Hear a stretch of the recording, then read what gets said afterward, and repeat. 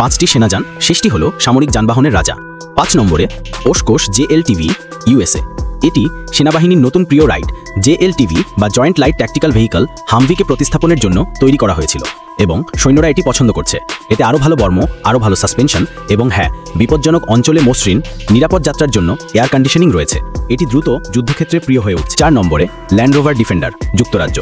এই British icon Falkland থেকে আফগানিস্তান পর্যন্ত সৈন্যদের সেবা করেছেন। এটি একটি চারণেই প্রিয়। এটি কেবল চলতে থাকে, শক্ত, সহজ এবং যে কোনো কিছু পরিচালনা করার জন্য তৈরি। মিশন কঠিন হয়ে পড়লে সৈন্যরা এটিকে বিশ্বাস করে। 3 নম্বরে মার্সিডিজ বেঞ্জ G-ওয়াগন, জার্মানি। বিলাসবহুল ব্যাজটি আপনাকে বোকা বানাতে দেবেন না। জি ক্লাসের এই সামরিক সংস্করণটি বিশ্বজুড়ে বিশেষ বাহিনী দ্বারা ব্যবহৃত হয়। এটি নির্ভরযোগ্য, দ্রুত এবং শক্তিশালী। জার্মানির KSK থেকে কানাডিয়ান এবং অস্ট্রেলিয়ান বাহিনী সকলেই সামরিক G-ওয়াগন পছন্দ করে। 2 নম্বরে টয়োটা হিলাক্স, জাপান।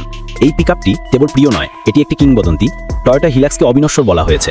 মধ্যপ্রাচ্যের যুদ্ধক্ষেত্র থেকে শুরু করে আফ্রিকার জঙ্গল পর্যন্ত এটি সেনাবাহিনী, বিদ্রোহী এবং শান্তিরক্ষীদের জন্য একটি জনপ্রিয় যান।